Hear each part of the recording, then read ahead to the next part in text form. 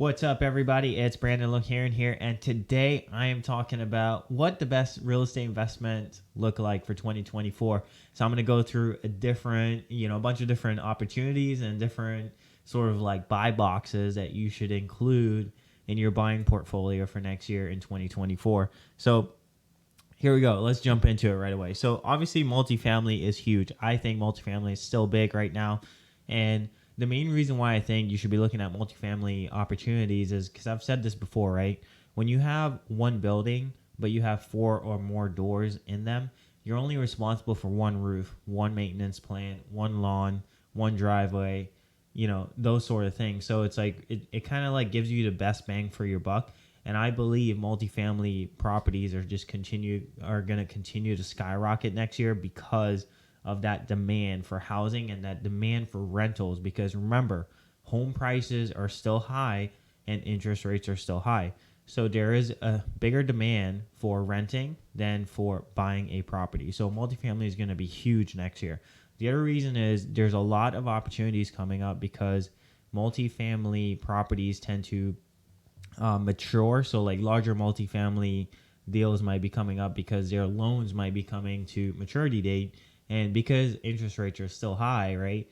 Like it's gonna be hard for those owners to refinance into a lower rate or a similar rate, and they won't be able to cash flow the same because commercial properties are valued by how much money they bring in every single month. So when that income and that interest rate kind of meets, they cannot get a higher value for it compared as they would if the interest rates were lower. So remember that multifamily properties are a good opportunity right now because of interest rates and because, one door, there's a demand.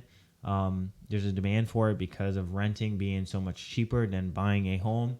So people are going to be flocking to renting. And again, it's one building with many doors that you could jump into. The next thing is distressed single family homes. So the thing about it is like forbearances are up right now. Forbearances on real estate is high because of people's excessive credit card bills, or maybe they have employment issues. Even though the economy is showing like signs of rebounding, we still haven't seen the full like repercussion of everything, right? It's funny, this morning I just had someone reach out to me that signed a lease and they were like, hey, they lost their job and they can no longer afford the lease, right? So these are all things that are happening, and it's a direct reflection of what's actually going to happen in the economy. And remember, these there's leading indicators and lagging indicators, right? So leading indicator might be inflation starting to turn down, but you haven't seen what that inflation has done to the people until like 2, 3, 6 months later. So this is that wave coming. It's like, it's like the tsunami after the earthquake, right? Everyone's like scared of the earthquake, but they don't think about the tsunami. And that's what I'm talking about, is the tsunami of this debt and this issue that's going to become bigger and bigger, and we may not even be able to solve it. So forbearances are up with single family homes. When I say single family, single family residential, townhomes, condos, anything that people want owner occupant homes, they're up.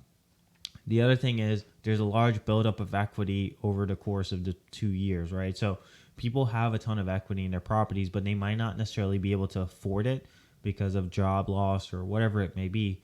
However, it's a good opportunity for you to get in and cash them out on their equity, because remember, they may not have been able to take care of this property. So there's opportunity to get in, to get them exactly what they want, get them some cash to be on their way. And that way, it's a win-win situation. You get a good deal on it and they can get some money to, get their life back together. The other thing too is high credit card balance. This is that tsunami wave I'm talking about, right?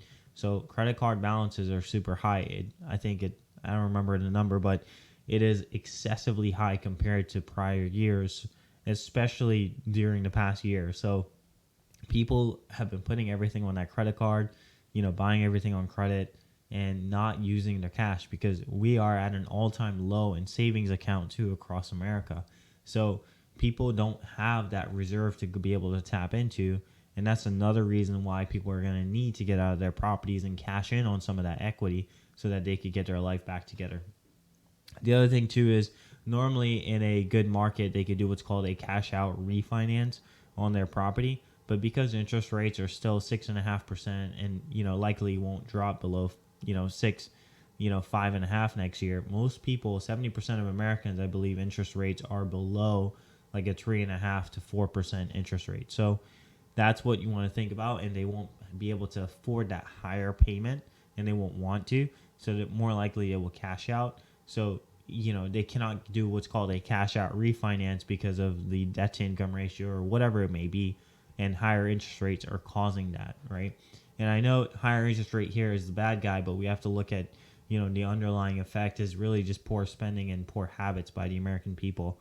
And we've and I'm guilty of this too, but we've not been as conservative as we should have been, right? We need to be thinking summer all winter and winter all summer, and this is something that we did not do a good job of.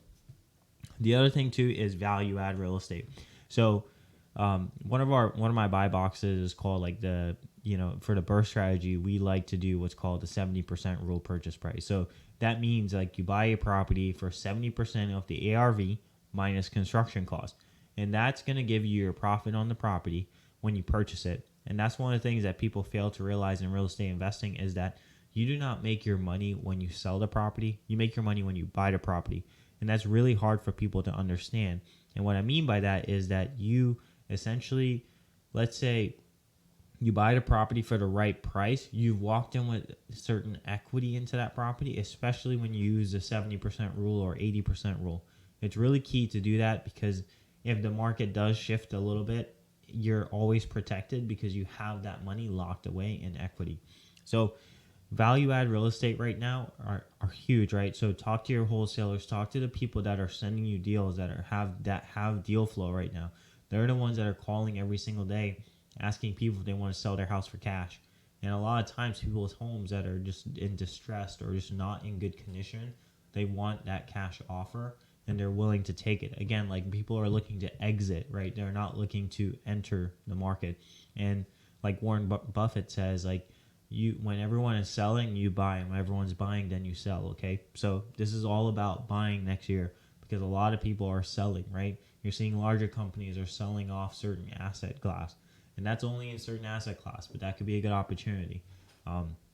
So just be on the lookout for those opportunities. So with value add, you want to make sure you get a good price. You want to make sure you talk to the right person. You yourself could even reach out to sellers, distressed sellers, and say, hey, would you like a cash offer? A lot of times these properties are just not in good shape and they want to just exit because they've already put some money into it, maybe, or maybe they're like midway through a project and they're like, you know what, I'm out, I'm done with this, that kind of thing. It's funny, I met a guy a few months ago that used to flip homes, and because of the pandemic he got out of it, right? I thought he was doing really well, but he decided to get out of it because it was just too much work for him. So some of his assets he sold off like partially completed. So always look for opportunities, and a lot of them are called like shovel ready developments, right? So they've got the plans approved, they've got the architect, they've got the contractors lined up, they've got the budget. You just need to go in and execute. But be careful when you're doing it. Make sure you rebid the work and you do it, do your due diligence, because a lot of times they realize they've missed a large item and that's why they want to exit. So the next thing too is subject to. Subject to properties are probably going to be one of the biggest thing over the course of the next 5 years. And the reason for that is because interest rates. People that refinance into lower interest rates before and during the pandemic, they are sitting on a gold mine, right? It is the ultimate negotiating tool, right? So think about being able to buy a property, right, while giving the seller the price that they want, but for the interest rate that you want, right?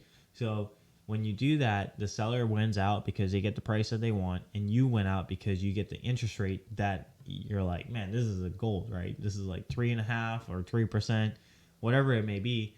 It's still, like, to me, interest rate and having that is really an asset. Having a low interest rate right now is a massive asset because inflation is about 7, 8, 9%. Basically the bank is paying you money to take their money, right? If you have a lower than that interest rate. So if you have a 3% interest rate, hold on to it as much as you can because the bank is paying you to keep that note. So it is the ultimate trump card. Like when you have an interest rate that is low, you can ask a buyer to say, hey, look, like I want XYZ. And the buyer could say, well, it's 20 grand above market. and you can tell that buyer to go, like, go get a quote. Go get a quote today on that mortgage and see what it would cost you today. And the buyer will come back and say, okay, I get it. You're right. So it's really to be able to cash in on a little bit of futures of the market. Like, don't be greedy if you're selling. Don't be greedy if you're buying either. Because the key here is the interest rate, and if the seller is willing to keep the note on the property. So look out for subject to opportunities. I think that's probably going to be one of the best, best next 5 years for subject twos because of where interest rates are at. And I don't believe we're going to see a 4% or 3.5% for the next at least 5 years interest rate on mortgages. So essentially, in conclusion, my recommendation is to have, there's tons of deals out there. There's going to be a ton of deals out there with multifamily, with subject twos, with distressed properties, with people that are just looking to get out and exit, right? So always look for the deals and always keep an open mind when you're looking at things. Do your due diligence on these properties, because again, like, a lot of times people just don't do their due diligence and they get burned in the long term. So next thing is, you have to be open-minded to having multiple buy boxes. So you need to have one for multifamily. You need to have one for a subject to. You need to have one for burrs. You need to have one for distressed, fix and flips, whatever it may be. But you need to have multiple buy boxes. You need to be very versatile in 2024, especially if you're just looking for cash flow or you're looking for wealth accumulation. Remember, this is just a long-term game. It's not a short-term game. You're not going to get rich overnight. And buy properties for the right price. Buy properties with profit. Don't wait to sell the property to make your profit. So remember that. Hope that you guys like this video. Happy New Year to you, and I'll see you guys in 2024. Peace out.